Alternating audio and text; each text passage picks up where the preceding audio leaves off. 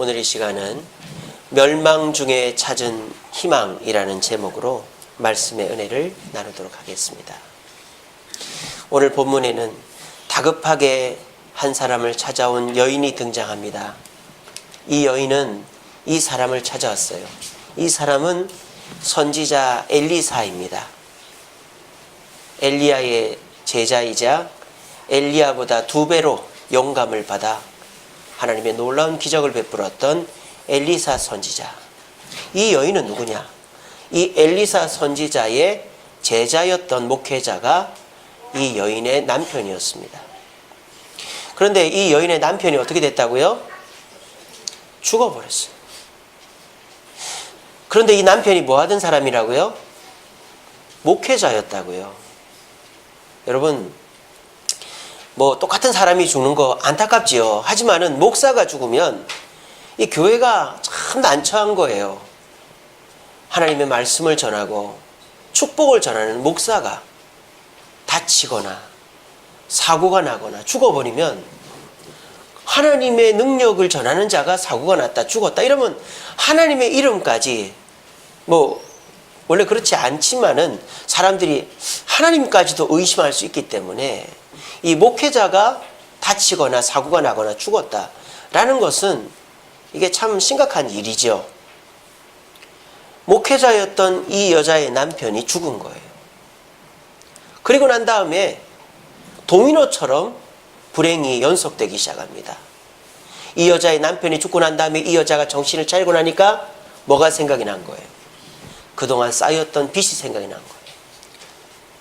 지금도 그렇지만은 이 당시는 목회자들이 더 힘들었나 봐요. 빚지지 않고는 살 수가 없었나 봐요. 그래서 빚을 졌는데 그 빚을 갚으려니까 깜깜한 거예요.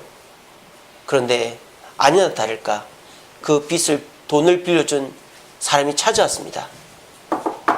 여보시오, 나 좀 봅시다. 예, 왜 그러시죠? 당신의 남편이 죽은 건 안타깝지만 내가 이제는 좀 계산을 해야 되겠어. 당신 남편이 나한테 이러한 빚을 졌어. 그렇게나 많이 졌어요? 당신 갚을 수 있겠어? 보시다시피 저희 빚은 아무것도 없습니다. 그러면 율법에 빚을 갚지 못하면 자녀를 종으로 잡아가도 된다 그랬어. 나는 당신 자녀를 종으로 잡아갈 테니 나를 억울하게 생각하지 마시오. 그렇게 말하고 가버린 거예요. 그러니까 이 여인이 멘붕에 빠진 거예요. 남편이 죽었습니다. 그것도 목회자 남편이 죽었어요. 그러니까 주변에서 무슨 눈으로 보겠어요. 그리고 빚이 엄청 많다는 걸 알게 됐어요. 게다가 그 빚주인이 좀 기다려주거나 탕감해주는 게 아니라 그 빚을 갚지 않으면 당신의 아이들을 종으로 끌고 가겠다는 거예요. 그러니까 이 여인이 멘붕에 빠져가지고 엄청난 불행의 틈바구니 속에 쌓여 있는 것입니다. 옛날 말에 이런 말이 있어요. 영국 속담인데요. 불행은 군대처럼 온다, 이런 말이 있습니다. 불행이 하나가 오면은 연이어서 불행이 계속 오는 거예요. 또 이런 얘기가 있어요. 불행은 친구를 데리고 온다, 이런 말이 있어요. 왜 그럴까요? 여러분들 그렇지 않습니까? 지금 삶의 여러 가지 어려움과 불행으로 고민하고 계신 분들이 여기도 계실 거예요. 자, 그런데 뭔가 하나 불행이 딱 터지면은 생각지도 못한 곳에서 또 불행이 터지고 또 자녀가 속을 썩이고 갑자기 안 아프던 몸이 아프고 일이 자꾸 겹쳐 일어나는 거예요. 진짜로 보니까 불행은 군대처럼 친구를 데리고 오는 것 같아요. 그게 왜 그럴까요? 우리의 마음 때문이에요. 사실은 내가 어떤 불행을 만나기 전까지만 해도 아무 문제 없었던 일인데 내가 불행을 만나고 보니까 그것도 문제로 보이고 이것도 문제로 보이고 아무렇지 않은 것들이 다 문제로 보이기 시작하는 겁니다.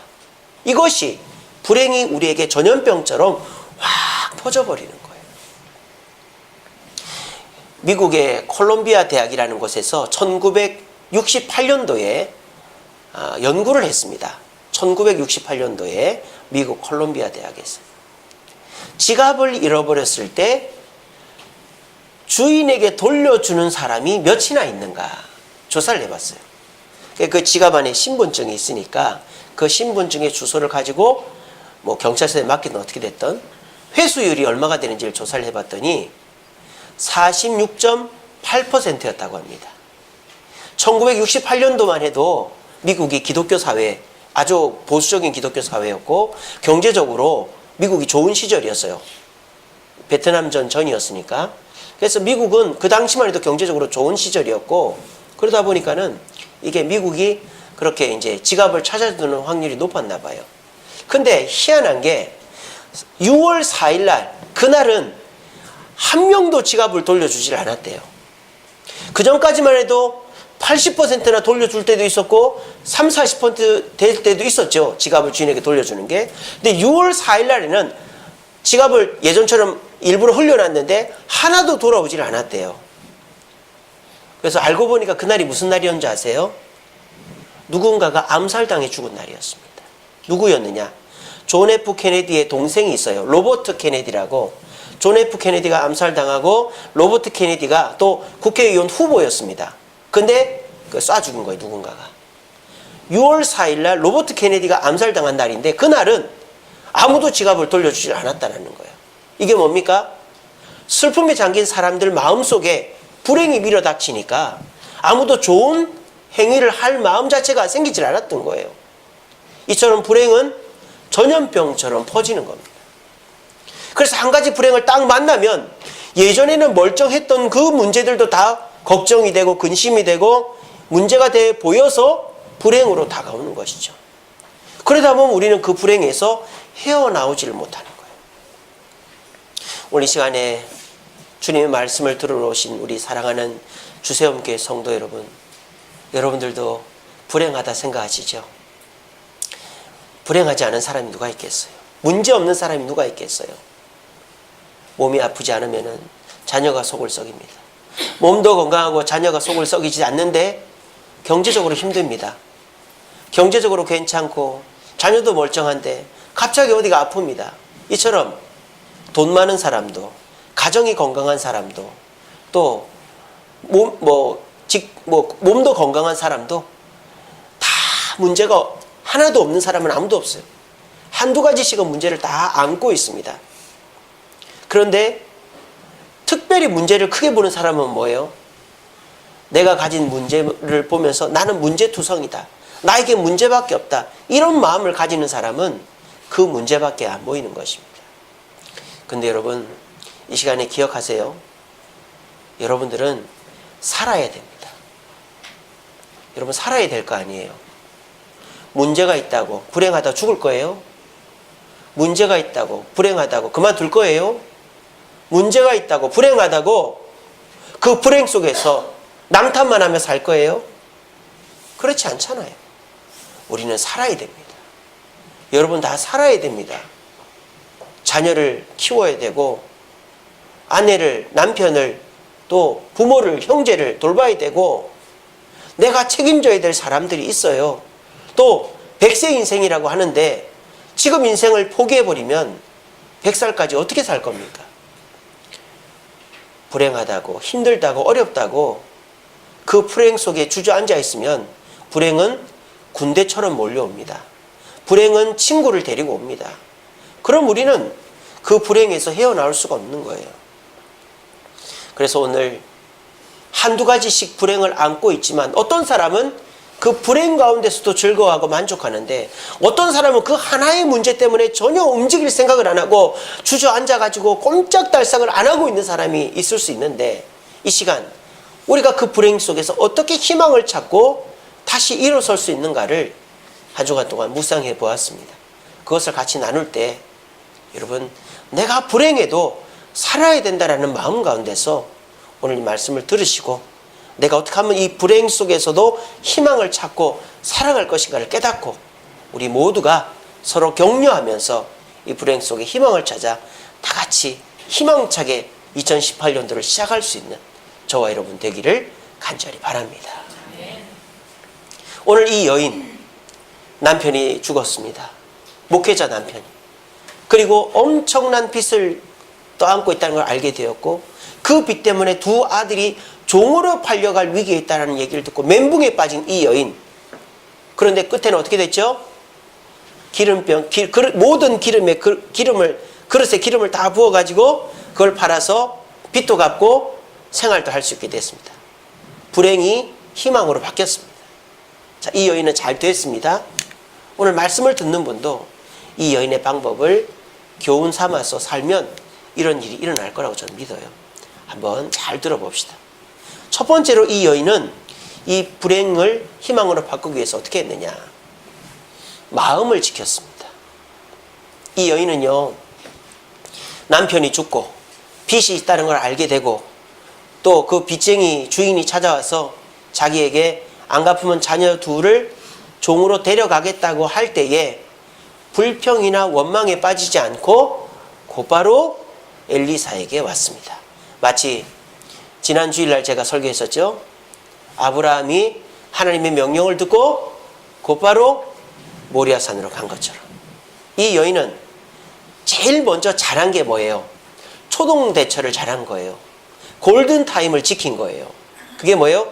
내 마음이 다치는 시간을 주지를 않은 거예요. 우리의 마음은 왜 다칩니까? 돈이 없어서 마음이 다칩니까? 건강이 아파서 마음이 다칩니까? 누가 여러분들 힘들게 한다고 마음이 다칩니까? 아닙니다. 그건 핑계일 뿐이죠. 내가 돈이 없어서 마음이 아파. 내가 몸이 아파서 마음이 아파. 누가 날 힘들게 해서 마음이 아파. 그건 핑계예요. 생각을 해보세요. 돈이 없다고 마음이 직접적으로 다치는 거 아니잖아요. 몸이 아프다고 마음이 다치는 거 아니에요. 다른 사람이 여러분 힘들게 한다고 내 마음을, 그 사람이 내 마음을 다치게 하는 거 아니에요. 뭐예요? 내가 내 마음을 다치게 하는 거예요. 내가 내 마음을. 이 시간에 분명히 생각하세요. 돈이 없어도 내 마음은 안 다쳐요. 내가 안 다치게 하면 몸이 아파도 내 마음은 안 다칠 수 있어요. 누가 나를 힘들게 해도 내 마음은 안 다칠 수 있어요. 어떻게 하면? 내가 내 마음을 잘 지키면. 그런데 요즘 사람들은 마음 지키는 걸 포기해버렸어요. 쉽게 말하면 이런 거죠. 보호막을 아예 걷어놔 버린 거예요. 내가 돈이 없어서 돈 때문에 누가 항의를 하면 내 마음으로 그 돈 문제가 직접 쳐들어오는 거예요. 몸이 아파서 내가 힘들어하는데 내 마음에 보호막을 걷어버리니까 몸 아픈 게 내 마음까지 직접적으로 쳐들어와 버리는 거예요. 사람이 나를 힘들게 하는 것도 그 사람이 내 마음까지 공격하도록 열어놔 버리는 거예요. 그러니까 요즘 사람들은 마음을 지킬 생각 자체를 안 하는 거예요. 그 대표적인 게 뭐죠? 원망과 불평인 겁니다. 문제만 생기면 원망하고 불평하는 거예요. 결국은 내 마음을 다치게 하는 건 내 입에 달려 있는 거죠. 내 입이 원망하고 불평하니까 내 마음이 다치는 거예요. 돈이 나를 다치게 하는 게 아니고, 몸이 아픈 게 내 마음을 다치게 하는 게 아니고, 사람이 나를 다치게 하는 게 아니라 그것으로 인하여 내 입이 원망하고 불평할 때 내 마음이 다치고 있다는 사실을 이 시간에 기억하시길 바랍니다. 그걸 알면 내 마음을 지키는 건 오히려 단순해요. 오히려 단순해요. 뭐만 잘 조심하면 돼요. 내 입만 조심하면 되는 거예요. 이 여인은 그 골든타임을 지킨 거예요. 내 삶의 문제가 나에게 머릿속으로 들어왔을 때 그것이 내 입으로 불평으로 나오기 직전에 그걸 딱 닫아버린 거예요. 그리고 그 입을 닫고 머릿속으로는 온갖 생각을 다 하겠죠. 그거 괜찮아요. 우리가 머릿속으로 사람을 죽일 수도 있고 살릴 수도 있고 별별 생각을 여러분 다 하지 않습니까? 물론 그것도 안 하면 좋지만은, 근데 우리 주님도 그랬지 않습니까? 우리가 루터가 그랬나요? 머리에 새가 날아다니는 건 놔둘 수 있어도 새집을 짓는 거는 못 짓게 할 수 있다 그랬잖아요. 우리 머릿속에 사탄 마귀가, 예수님도 시험했는데 온갖 시험거리를 줄 수 있어요. 하지만 그게 입으로 나올 때 불평불만으로 나오면 결국은 뭐가 다쳐요? 내 마음이 다치는 거예요. 그 시간을 이 여인은 잘 극복했다는 거예요. 여러분 이 시간에 잘 들으세요. 우리가 왜 불행한 줄 아세요? 불행이 닥쳐서 불행한 게 아니고 그 불행을 안고 슬퍼하고 원망하고 불평하는 그 시간이 우리를 힘들게 하는 거예요. 그렇지 않나요? 여러분들이 뭔가 어려움이 딱 생겼어요. 그럴 때 막 웁니다. 누구를 원망합니다. 불평합니다. 아무 일도 안 합니다. 밥도 안 먹습니다. 그러는 사이에 문제는 눈덩이처럼 커져 있는 거예요. 차라리 정신 차리고 그때 곧바로 찾아가서 미안합니다. 그때 곧바로 찾아가서 문제를 해결하고 정신을 차리면 문제는 안 커지는데 문제를 딱 만나가지고 머리가 복잡해지고 온갖 불평불만이 생겨서 그게 입으로 터져 나오면서 에이씨 시발이 아이고야 이거 큰일 났네. 아니 10원짜리라고 하려고 그랬는데 죄송합니다. 저는 평소에 그런 용어를 안 씁니다. 예. 아유 아이 큰일 났네 이거. 주님 용서해 주시오. 아유 죄송합니다. 아이 10원짜리 20원짜리 막 이러잖아요. 예. 죄송합니다. 예. 전 평소에 그런 말 쓰지 않습니다. 진짜로. 예. 그런 말이 튀어나옴과 동시에 여러분 꼬이는 거예요. 그게. 그런 말이 튀어나오면 그때서부터 아무것도 하기 싫은 거예요. 보는 사람마다 미운 거예요. 그리고 내가 아무것도 안 하는 사이에 일은 커지는 거예요. 그때가 수습하려면 늦은 거예요. 마음을 지켜야 됩니다. 허드슨 테일러라는 중국 선교사가 있었어요. 영국 사람인데 중국 가서 선교를 했습니다. 근데 그 사람이 이런 말을 했어요. 마음을 조율해야 된다. 이런 말을 했습니다. 자, 이게 무슨 말이냐. 우리가 악기 연주를 할 때에 튜닝이라는 걸 하잖아요. 그거 언제 하죠? 연주 다 끝나고 합니까? 연주하기 전에 하죠. 근데 그 튜닝을 언제 해요? 저는 항상 좀 웃긴 게 뭐냐면, 대기실에서 다 튜닝하고 들어오면 될 거 아니에요. 근데 연주회 가보신 분들 알겠지만은, 대기실에 튜닝을 또 했을 텐데, 꼭 연주하기 직전에 와가지고 또 해요. 낑낑, 뭐 이러고 앉아있어요. 왜 저러나? 연주 들으러 왔지, 저거 들으러 왔나? 왜 그래요? 연주하기 직전에 튜닝을 제대로 해야 소리가 잘 나간다는 그런 아주 음악가들 미세한 게 있죠. 그래서 우리가 마음의 조율을 아침에 해야 효과를 발휘하지 상처받고 난 다음에 조율을 하려면 안 된다는 거예요. 근데 여러분 아침마다 여러분의 마음을 조율하고 있습니까? 아침마다 여러분들의 마음을 다스리고 있습니까? 1시간 전에 일어나서 여기도 바르고 저기도 바르고 여기도 그리고 저기도 그리고 여기도 뽑고 여기도 말고 1시간 2시간 걸리잖아요. 그러면서 여러분들의 마음에는 어떤 로션을 바르고 있죠? 어떤 화장품을 바르고 있죠? 어떤 옷을 입히고 있습니까? 마음이 다쳐버리면요 아무것도 하기 싫어요.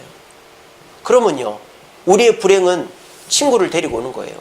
우리의 불행은 군대처럼 오는 거예요. 마음을 조율하신 여러분 되기를 바랍니다. 잠언 4장 23절에 지킬 만한 것 중에 네 마음을 지켜라. 생명의 근원이 여기서 난다 그랬어요. 불행은요 절망의 시간이 길어지면 길어질수록 많아집니다. 여러분들이 품고 있는 그 불행을 키우지 마세요. 자꾸 불평하고 원망하고 주저앉아 있으면 그 불행을 키우는 거예요. 그러면 여러분들의 불행은 해결되기보다 또 다른 불행이 생겨나는 겁니다. 그래서 오늘 이 시간 여러분들의 그 불행이 더 큰 불행이 아니라 희망이 될 수 있도록 아침마다 일어나서 기도하고 말씀 읽음으로 마음을 조율하여서 하루 종일 돈 문제로 누군가가 시비 걸고 건강 문제로 시비가 걸리고 사람이 나를 다치게 하려고 와도 내 마음의 빗장을 잘 걸어놔서 돈이 없어도 건강이 안 좋아도 사람이 괴롭혀도 마음은 절대 다치지 않아서 불행에 빠지지 않는 저와 여러분 되기를 간절히 바랍니다. 두 번째로 이 여인이 어떻게 해서 불행 중에 희망을 찾게 되었는가? 엘리사를 만났기 때문입니다. 저와 여러분들도 우리의 불행을 극복하는 최선의 방법은 주님을 만나는 것입니다. 이 여인에게도 사람이 친구가 있었을 거예요. 친척도 있고요. 그래서 돈 있는 사람한테 가서 돈 문제니까 돈을 좀 구워주시오 할 수도 있고, 또 자기 집안 친척 중에 높은 사람한테 가서 중재를 좀 서주시오 할 수도 있고, 또는 지혜가 있는 사람, 뭐 법을 잘 안다거나 똑똑한 사람 찾아가서 지혜를 좀 빌릴 수도 있겠죠. 그런데 이 여인은 엘리사를 찾아왔어요. 근데 이 엘리사가 어떤 사람입니까? 자기 남편을 죽게 만든 하나의 원인이잖아요. 간접적인 요인이죠. 그죠? 이 엘리사가 시키는 대로 하다 남편이 죽었잖아요. 그러니까 이 여인이 불평이나 원망에 사로잡혔으면 그 불평과 원망의 리스트에 엘리사도 들어가는 거예요. 그럼 이 여인은 엘리사를 찾아오지 않겠죠. 근데 이 여인이 엘리사를 찾아온 이유가 뭡니까? 불평과 원망에 빠지지 않았을 뿐만 아니라 이 엘리사가 누구를 모시는 사람이에요? 하나님을 모시는 사람이라는 것입니다. 그건 뭔 말입니까? 이 여인은 돈으로, 권력으로, 지혜로 문제를 풀려고 하는 게 아니라 하나님의 능력으로 이 문제를 풀어야 되겠다라는 생각 가운데서 엘리사에게 나온 것입니다. 불행의 돌파구는 나 혼자에게서 일어나지 않아요. 불행에 빠진 사람 혼자 있으면 자살합니다. 요즘에 왜 자살이 늘어갈까요? 혼자 사니까 그래요. 혼자 있는 시간이 많아지니까 그래요. 옛날에 방 한 칸에 8명씩 살 때 자살이 어디 있습니까? 그때는 지금보다 더 편했습니까? 지금보다 더 힘들고 더 어려운 시절이 그때 아니에요? 근데 그때는 왜 자살 안 해요? 옆에 사람이 있으니까. 죽으려고 그래도 옆에 사람이 말리니까 안 죽는 거예요. 지금은 왜 사람이 죽어요? 만나는 사람이 없으니까. 불행에 빠지면 그 불행의 끝이 우울증과 자살로 끝나버리는 거예요. 간단합니다. 우울증은요, 사람 많이 만나면 돼요. 사람 많은 데 가면 돼요. 그럼 우울증 치료받아요. 근데 우울증 걸린 사람이요, 아무도 만나기 싫어, 나는 안 나가, 그런다고 그거 들어준다고 가만히 놔두면은 그 우울증 절대 못 낫게 하는 겁니다. 우울증 걸린 사람은 무슨 수를 써서라도 데리고 나와야 돼요. 밖으로. 거리로 데리고 나오든지 영화관을 데리고 가든지 어떻게 하든지 밖으로 데리고 나오고, 사람 많은데, 특별히 따뜻한 사람, 이해해 줄 수 있는 사람 많은데 데리고 나오면 우울증은 약 안 먹어도 치료됩니다. 마찬가지예요. 누구를 만나는가가 중요해요. 누구를 만나는가가. 그런데 그 사람을 만날 때에 그 사람이 어떤 사람인가가 더 중요한 것이죠. 어떤 시골의 한 처녀가, 시골에서는 먹고 살 것도 없고 돈도 없고 이렇게 해서 내가 서울로 가야 되겠다. 그래가지고 기도를 했답니다. 교회 다니는 처녀가, 주여, 제가 서울 가서 이제 돈을 좀 벌어야 되겠는데 돈도 벌 뿐만 아니라 야간 공부도 좀 하고 신앙생활도 할 수 있는 곳으로 갈 수 있게 해주세요. 기도를 하고 서울역으로 내렸대요. 그리고 이 처녀가 뭐 아무도 아는 사람이 없으니까 두리번 거리고 있는데 어떤 아주머니가 얘 일로 와봐 이 부르더래요. 그래서 너 여기 누구 아는 사람 있니? 없어요. 왜 왔니? 얘 일자리가 필요해서 왔어요. 우리 집에 가자. 그 집에서 식모살이를 하게 된 거예요. 근데 그 처녀가 그 집에 가보니까 그 집이 어떤 집이었느냐? 예수 믿는 집이었던 거예요. 알고 보니까 그 아주머니가 기도를 했다는 거예요. 하나님, 식모를 써보니까 정말 믿을 만한 사람이 없는데 예수님 잘 믿는 딸처럼 여길 수 있는 애 하나 보내주세요. 기도를 했다는 거예요. 그리고 이제 이 아주머니가 서울역에 우연히 가가지고 두리번 거리고 있는데 시골에서 올라온 것 같은 처녀가 있는 거예요. 근데 그 처녀가 한 손에 뭘 들고 있었냐? 성경책을 들고 있었다는 거예요. 성경책. 그걸 딱 보면서 아, 쟤 예수 믿는구나. 그래서 얘기를 해보니까는 교회 다니는 처녀였던 거예요. 그 집에 데려다가 일을 시키고 딸처럼 대해가지고 그분이 이제 야간 대학도 다니고 공부도 하고 그렇게 해서 잘 생활했다. 그런 얘기를 들은 적이 있습니다. 누가 연결시켜 준 겁니까? 하나님께서 연결시켜 준 거예요. 헬렌 켈러라는 사람은 눈도 안 보이고 귀도 안 들리고 더군다나 말도 못하는 사람이었어요. 삼중장애를 가진 사람인데 누구를 만났죠? 설리반이라는 선생님을 만나서 장애를 다 극복을 했어요. 성경에 보면 룻이라는 여인, 이방 여인이고 시어머니를 섬기기 위해서 왔는데 시어머니가 아무것도 없는, 살 집도 없는 시어머니를 모시고 왔는데 보아스라는 사람을 만나서 시어머니도 섬기고 자기도 재혼하고 그렇게 해서 다윗의 가문에 이제 고조모가 된 것이죠. 우리가 지난번에 들었던 수가성 여인도 예수님을 만났기 때문에 이 여인이 메시아를 만나고 그 기쁨으로 변화되어서 전도자가 되게 된 것입니다. 여러분들 불행을 떨치기 위해서 여러 가지 방법을 써보셨죠? 이 사람도 만나고 이 방법도 써보고 저 방법도 써보고. 그런데 저와 여러분들이 진짜 그 문제를 해결하려면 주님을 만나야 됩니다. 우리 주님은 여러분들의 문제를 해결할 수 있는 능력을 다 갖추고 있는 분이에요. 그리고 여러분들의 문제를 해결해 줄 마음도 갖고 있는 분이에요. 근데 여러분들이 주님께 나오지도 않고 나와도 여러분들이 원하는 해답이 주어지지 않을 때 그 주님의 뜻을 거절해 버리니까 여러분들의 문제가 주님 안에서 해결되고 있지 못하는 것입니다. 오늘 시간에 분명히 기억하십시오. 우리가 만나야 될 분은 주님입니다. 그 주님은 모든 능력을 소유한 분입니다. 그 여러분들을 누구보다도 사랑하십니다.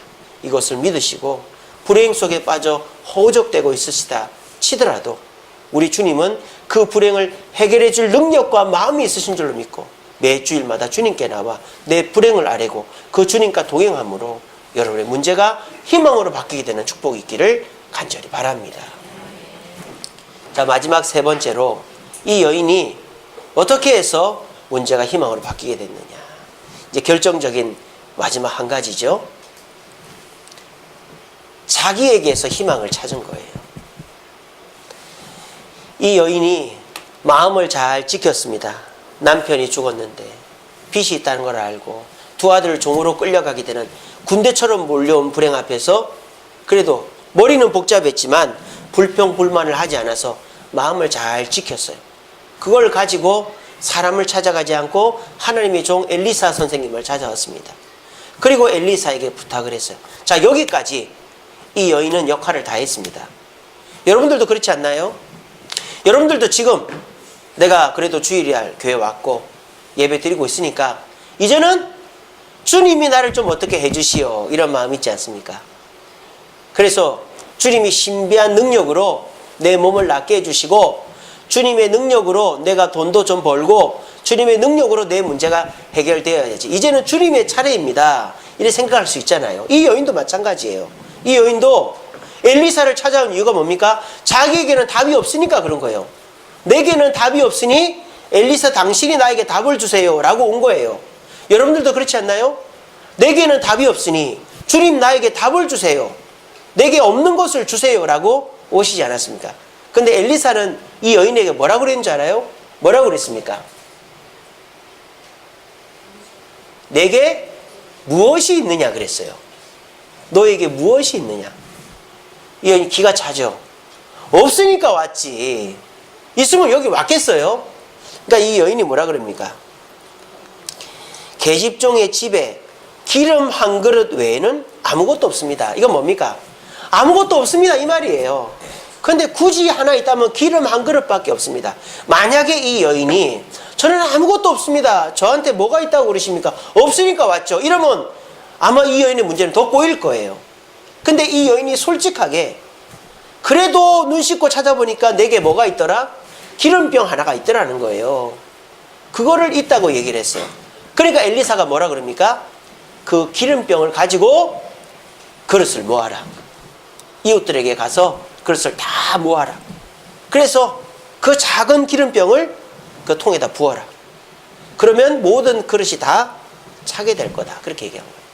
이 여인이 그 말을 듣고 순종을 합니다. 자식들한테 기름병 다 빌려와라.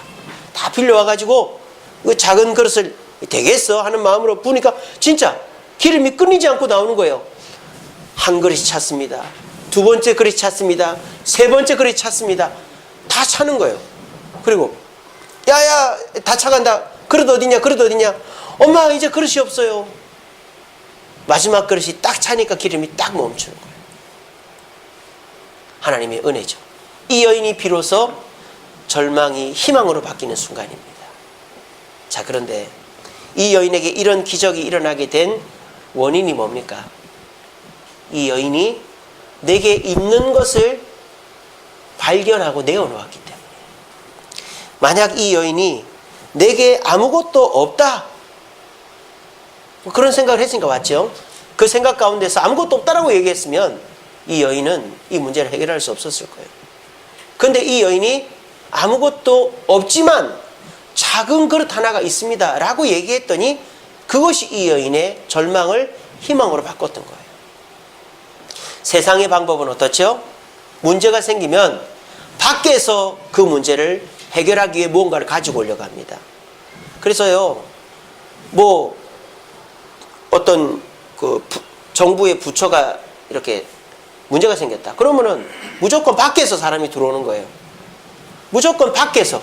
내가 돈이 없으면 밖에서 돈이 들어와야 되고, 내가 건강이 안 좋으면 밖에서 수술해줘야 되고, 또 내가 도움이 필요하면 밖에서 날 도와줘야 된다 생각을 해요. 그게 상식이죠. 물론 그렇게 해도 됩니다. 근데요, 만약에 돈이 없는 사람에게 밖에서 돈을 주잖아요. 한도 끝도 없어요. 밑 빠진 독에 물 붓깁니다. 그리고 몸이 아픈 사람 수술해도 재발이 많이 돼요. 약은 10년 이상 먹으면은 약발이 안 됐습니다. 그리고 밖에서 도움을 줘야 되는 사람, 도움을 받는 사람은 습관이 돼서 그 도움이 없이는 살 수가 없어요. 세상의 방법은 유한하다라는 거예요. 세상 사람들은요, 밖에서 누군가가 나를 도와주고 나에게 잘해줘야 내 문제가 해결된다고 생각해요. 근데 우리 주님은요, 그렇지 않아요. 우리 주님은 그 문제는 너의 안에서부터 해결되게 된다라고 말씀하시는 거예요. 모세가 40년 동안이나 광야에 생활했습니다. 나이가 80살이 됐습니다. 이제는 왕자의 신분도 아니고 왕궁에서 배웠던 거 다 까먹고 그냥 광야에서 양치기 80세 노인에 불과합니다. 근데 하나님이 나타나서 네가 이스라엘 백성들을 데리고 나오라 그래요. 그러니까 모세가 기가 찬 거죠. 저거 뭐 어떻게 합니까? 저는 못합니다 그러는 거예요. 그때 하나님이 어떻게 합니까? 내가 너에게 능력을 주겠다, 내가 다 해주겠다 하지 않습니다. 우리 하나님이 모세에게 뭐라 그랬어요? 네 손에 뭐가 있느냐 그랬어요. 네 손에 뭐가 있냐. 모세의 손에 뭐가 있었어요? 지팡이가 있었죠.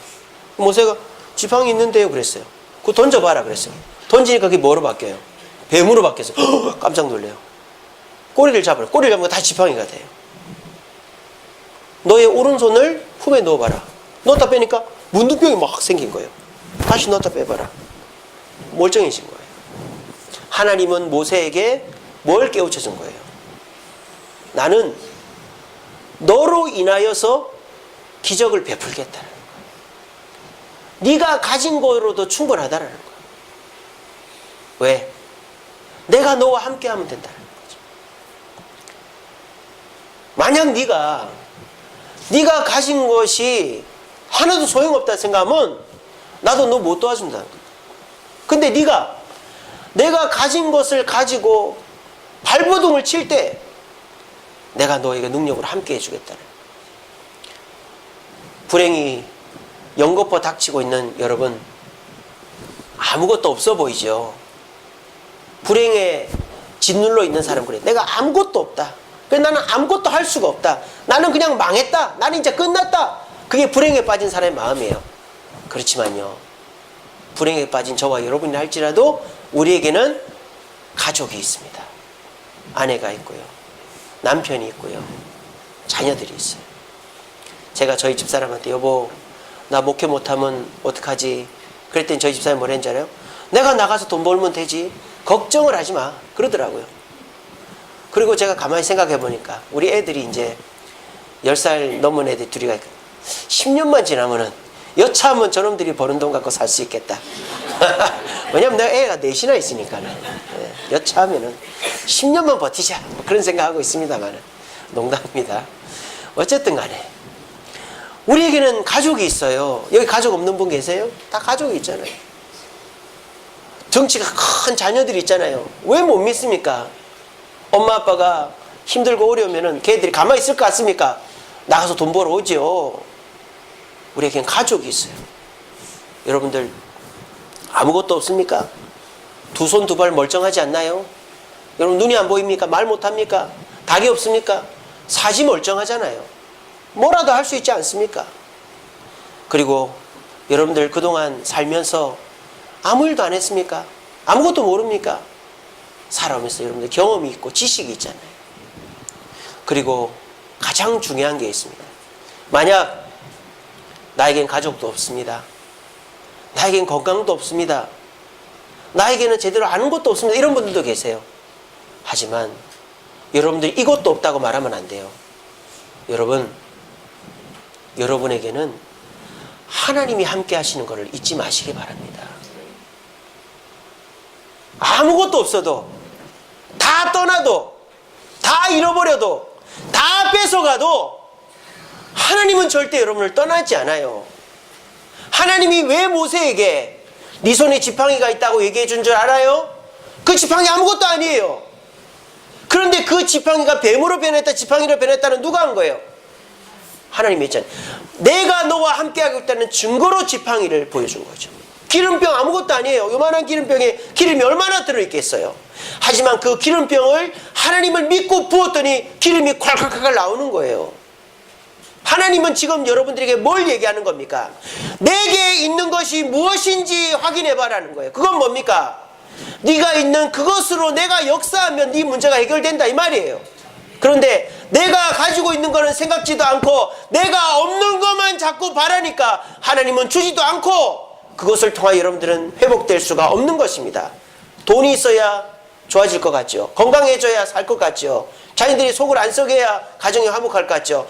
그렇게 돼도 또 다른 문제가 생깁니다. 하지만 하나님이 함께 하시면 문제가 와도 문제는 해답으로 바뀔 줄로 믿으시길 바랍니다.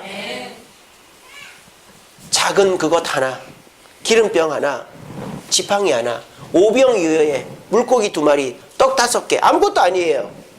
하지만 그것이 내게 있다라고 하나님께 고백할 때, 그것을 하나님께 내어 맡길 때 하나님은 여러분의 삶의 불행을 희망으로 바꾸시더라는 거예요. 여러분 기억하십시오. 불행은 불행한 것만은 아니에요. 불행에는 반드시 찾아보면 희망이라는 게 숨어 있어요. 그 불행을 이렇게 뜯어보고 이렇게 펼쳐보면 하나님은 반드시 그 불행 속에 희망을 담아놨어요. 우리가 그 불행을 보고 그 불행 속에서 희망을 찾아내고 그걸 하나님께 올려드리면 하나님은 그 불행 속에서 희망을 찾은 그 사람이 기특해가지고 그래, 네가 이제는 그 불행을 떨쳐낼 수 있는 자격이 있구나 하면서 희망을 더 큰 희망으로 갚아주시는 거예요. 근데 많은 사람들은요, 내게 뭔가가 더해져야만 이 불행이 바뀐다고 생각하는 거예요. 얼마나 더해져야 불행이 바뀐다 이 말입니까? 내가 얼마나 돈이 많아져야, 내가 얼마나 삶이 여유 있어져야, 내 자녀가 얼마나 잘나야 내 불행이 없어진단 말입니까? 더해져야 없어진다 생각하는 사람은 한도 끝도 없어요. 이 세상 부자 중에 행복하다고 말하는 사람 있습니까? 이 세상 대통령들 중에 행복하다고 말하는 대통령이 있습니까? 이 세상 교수들 중에 행복하다고 말하는 교수들 별로 없습니다. 왜 그렇습니까? 더해져가지고 행복해지는 거는 가뭄의 콩나기처럼 어려운 거예요. 그런데 우리가 없는 가운데서도 행복해질 수 있는 방법이 있어요. 그게 뭡니까? 내 불행 속에서도 희망을 찾는 거예요. 희망을. 이게 희망인가? 저게 희망인가? 그래도 이건 괜찮지 않나? 그래도 내 아내 나를 사랑하지 않나? 그래도 내 남편 직장 다니지 않나? 그래도 우리 아이들 믿음 생활 잘하지 않나? 그래도 내 몸 건강하지 않나? 그래도 내가 누워 잘 집 있고, 그래도 내가 굴릴 차 있고, 그래도 내가 지금까지 그래도 적자 보지만 직장이 있지 않나? 거기에서부터 하나님의 희망은 출발하는 겁니다. 우리에게 이 마음이 없으면 우리는 아무리 돈이 많아져도 불행에서 벗어날 수가 없어요. 하나님은 분명하게 이 시간에 저를 통해서 말씀하십니다. 여러분들이 먼저 해야 될 것이 있습니다. 그것이 뭐예요? 내 속을 먼저 찾아보는 거예요. 아까 얘기했죠? 이 여인은 엘리사에게 온 것만으로 내 문제가 이제 해결되겠지라고 생각했어. 근데 엘리사는 네게 있는 게 뭐냐? 너에게 역할이 아직도 남아있다라는 거예요. 오늘 이 시간에 말씀을 듣고 내 문제를 하나님이 그냥 다 앉아있으면 해결해 줄 것처럼 생각하고 오신 여러분, 그런 하나님은 우리 하나님이 아닙니다. 이단에서나 다른 종교에서나 그렇게 말할지 몰라도 우리 하나님은 절대로 다 알아서 해주시는 분이 아니에요. 우리에게 물어봅니다. 너에게 있는 게 뭐냐? 너는 이 불행을 극복하기 위해서 어떻게 할래? 물어보는 거예요. 그럴 때 아이고 주님, 내가 답이 없으니까 이렇게 왔죠. 해결을 못하니까 왔죠. 그걸 나한테 왜 물어봅니까? 안 해줄 거면은 그냥 나 갈게요. 이렇게 하는 사람은 죽었다 깨어났다 그 불행에서 못 벗어나는 거예요. 주님께서 여러분들에게 너에게 무엇이 있느냐 물어볼 때, 예 주님 그래도 저는 몸이 건강합니다. 예 주님 그래도 저는 저희 가정 화목하고 믿음 생활 잘합니다. 예 주님 그래도 저는 적자보지만 직장이 있습니다. 예 주님 그래도 저는 이렇게 뭔가가 있습니다. 이렇게 얘기하면 그래 나에게 기도해라. 그러면 내가 거기다가 능력을 부어주겠다. 그러면 끊이지 않는 기름병이 되고 하나님의 역사가 일어나는 거예요. 여러분 잘 들으세요. 베드로와 요한이 성전에 갔을 때 안진뱅이가 앉아 있었어요. 베드로와 요한이 뭐라고 얘기합니까? 은과 금은 내게 없지만 내게 있는 것으로 너에게 가노니, 내게 있는 이것을 내게 주노니 나사렛 예수 그리스도 이름으로 일어나 걸어라. 베드로 요한 돈이 없었겠어요? 돈 많아요. 헌금 들어오는 거 있기 때문에. 근데 베드로와 요한은 내게 가진 돈으로 이 사람을 줘봐야 또 구걸하고 앉아있을 거란 말이에요. 아까 말했죠. 세상의 방법은 100% 해결하는 게 아니란 말이에요. 돈을 주면 그 사람은 그 돈 받고 또 구걸합니다. 그러니까 이 베드로와 요한이 돈보다 이 사람한테는 예수 그리스도가 중요하겠다 생각을 한 거예요. 그래서 이 사람에게 예수 그리스도로 고침을 준 겁니다. 이 시간에 오신 저와 여러분, 여러분들에게는 무엇이 남아 있습니까? 건강이 있는 분도 계시고, 자녀가 말 잘 듣는 분도 계시고, 그래도 직장생활하고 가정이 평안한 분들도 계시죠. 그것도 없는 분들도 계실 수 있어요. 하지만 여러분들에게는 베드로가 기적을 일으켰던 예수 그리스도가 함께 하시는 줄로 믿으시길 바랍니다. 그분을 믿고 나아가면 우리는 아무리 불행하고 아무리 문제투성이라도 그 속에서 희망을 찾을 수 있는 것입니다. 우리 말씀 꼭 기억하시고, 내 삶 속의 불행의 연장에서 입으로 불평하고 원망하고 좌절함으로 그 문제에 주저앉아만 계시지 마시고 내 마음을 지키시고, 무엇보다도 그 마음을 지키는 가운데서 하나님을 찾아 나오시고, 그리고 무엇보다 하나님께서 나에게 네게 무엇이 있느냐라고 물어보실 때 주여 나에게 이러한 것들이 있습니다 라고 고백함으로 하나님의 역사가 임하여 우리의 문제가 해결되는, 그래서 불행이 희망으로 바뀌는 저와 여러분 되기를 간절히 바랍니다. 기도하겠습니다. 사랑의 주님.